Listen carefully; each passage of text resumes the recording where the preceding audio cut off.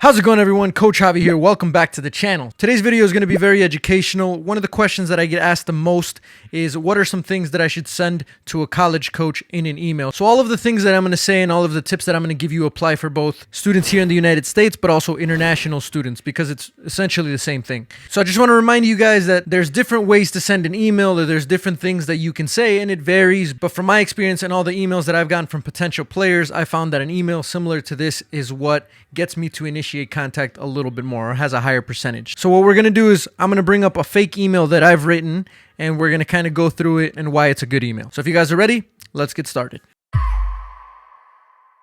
Okay, so as we get started with this, if you guys are interested in educational components just like this, make sure that you guys subscribe, or make sure you guys go follow my Twitch, because on my Twitch I'm going to be doing a lot of live breakdowns similar to this one. So I'll be doing highlight video breakdowns. I'll be doing Q&As. If you have any questions regarding the college recruiting process, general soccer questions, coaching questions, all of that, I like to go live on my Twitch probably once every 3 or 4 days. So make sure you guys go follow me on there, especially if you have a very specific question. I'll be live on that and I can answer it because I do read all the comments on there.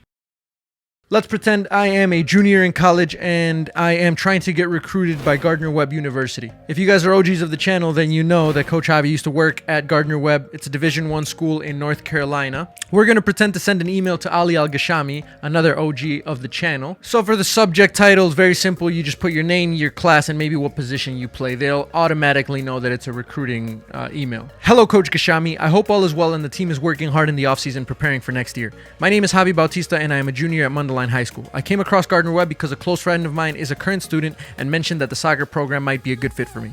I did some research on your athletics page and I saw that you had a good season. I also saw that you're graduating 4 seniors and they all play the same position.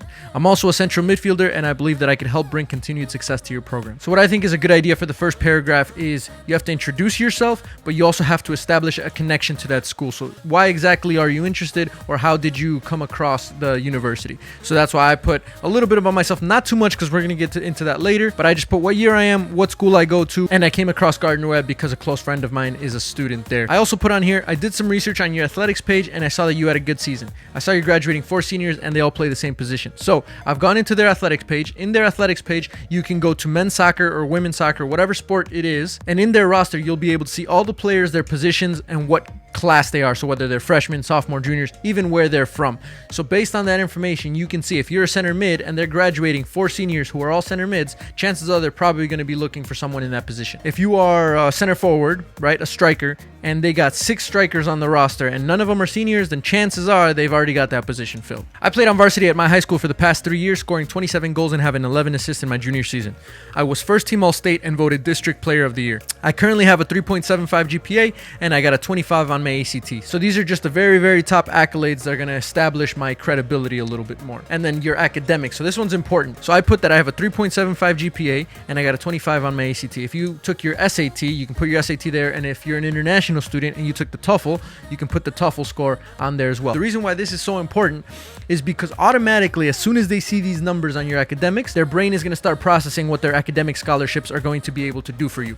So they'll talk to the admissions department, or they'll already have a calculator because they'll already know this. And based on those numbers, they're going to know exactly how much money you're going to get from the academic side before they even touch their athletic scholarship. My school, the one that I went to, based on these academics, I got a full ride. So the coach, when they see this, they're going to know that they're not going to have to pay a penny for me out of their athletic scholarship. So it's going to be more motivated for them to bring me into the program. My biggest strengths are creating plays, clinical finishing, and I am also very fast. I believe that I have the ability to play Division I soccer and have always been interested in going south for my college education. Things like these that are not tangible things, creating plays, clinical finishing, and saying that I'm fast, you don't necessarily need to put those in there because everyone can say that about themselves and there's really no way to prove it unless you have some sort of evidence to back it up. For me, I put clinical finishing and I had 27 goals in 1 season. So if you have some statistics that can help back those up, that's good. If not, then you don't necessarily need to put those in there. I also put that I'm interested in going south for my college education. So I've done some research on the school. I know that Gardner-Webb is in North Carolina, which is in the south. So I put that in there so that they know that I'm familiar with the area, or at least I know where the school is at. I know Gardner-Webb offers a degree in physical education, which is what I intend to pursue,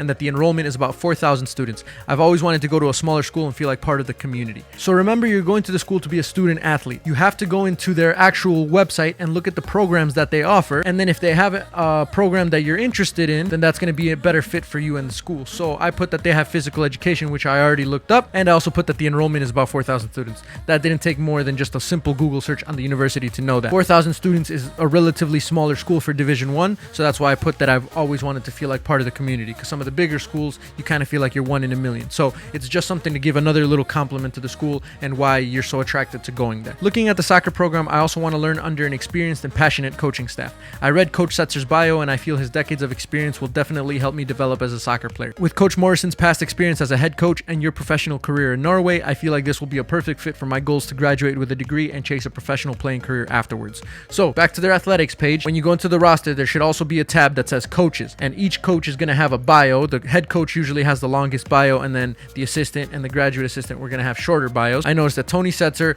has been with the program since it started, which shows to me that he has the experience of being a head coach for many decades, which is good. And also Coach Morrison's background, that he used to be the head coach at Brevard College. So he's got past experience as a head coach, which is also good. And then Ali Al-Gashami, the guy who I'm writing this email to, he's their assistant. He had a professional career in Norway, which it stated that in his bio. So I put that this is a perfect fit as far as the coaching staff to help me develop as a player. Very important, I put for my goals to graduate with a degree and chase a professional playing career afterwards. So just remember, you're a student athlete, so that's most important. I've included a link to my highlight video so you can see some of my best plays from my past 3 seasons.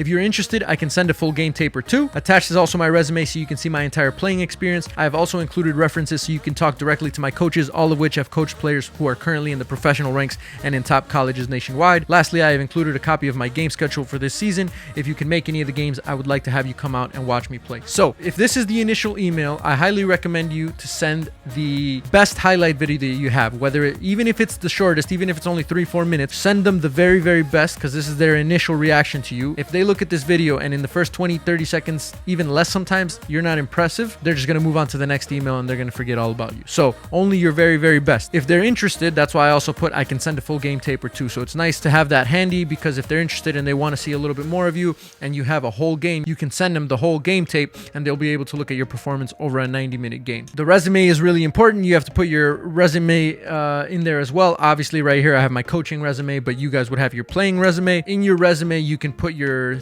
references. I would say around 3 references is good to have. You can put that at the bottom of the email as well, but I have my references at the bottom of my resume. It's good to have references because they're not going to lie about you, because they don't want to send any terrible or bad players or send players to a level that they're not good enough for. Also, a lot of you guys are doing showcases, you're doing tournaments with your club team, with your high school team. Make sure you send them your game schedule, especially if the university is close. You never know when these college coaches are out scouting and out recruiting. So if your team is playing there, it's good for them to have your schedule so that they can mark it down and then they can go and watch you play personally. I appreciate your time and I hope to speak to you soon. Feel free to contact me anytime and we can talk about the possibilities of my recruitment. I would also enjoy taking a tour of the campus and meeting you in person. Go Running Bulldogs. So just the last sentence, you end it really, really nicely, where you're very open to the communication and you're pretty much free at any point to talk. So don't say contact me only between these hours, or just text me or send me a message on my Instagram. Keep it professional and just let them know that they can contact you at any time and you're going to be available. Notice that I did not put in there anything about a scholarship, anything like that. I put very simply,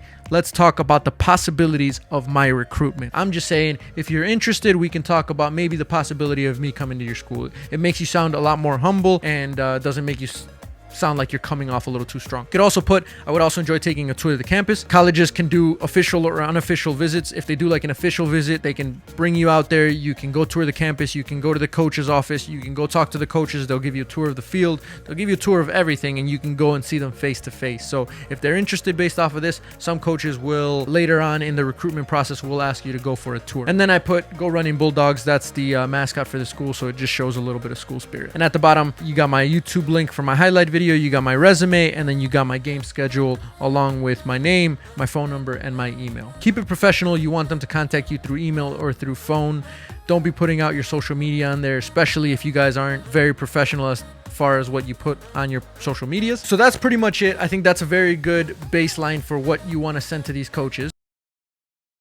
The main things that we're looking for in the first email is your introducing yourself and you're establishing a connection to the school. Something that shows that you are personally interested in that school and that school only, and this is not just a template email. Then we put our statistics, our accolades, and our academics. All of that information is going to be helpful in establishing just a little bit more credibility, but also how much money you might be able to get academically before you even get anything athletically as far as scholarship wise. And then you want to kind of compliment and show that you've been doing your research. So I complimented the coaches about their coaching experience. I talked a little bit about the school. I talked about the degrees that they offer. And so what I did overall is I tried to incorporate myself as a very good fit for this school because I'm interested, and this is exactly what I want to do as far as my education and as far as my playing career goes. And lastly, you have to put your resume, your highlight video, and references. You can put your game schedule. That's an extra one if you have a game schedule, if you're in season and you're playing, but those are the ones that are very, very important. I want to stress that if you do not have a highlight video and they don't know who you are, it's going to be very, very difficult to send an email and get any kind of interest. If you send an email just talking about how good you are, it doesn't really matter if you don't have anything to back it up. A highlight video is good because it not only shows your skills and how good you are, but it shows the level that you're playing against, so they have a better idea of what level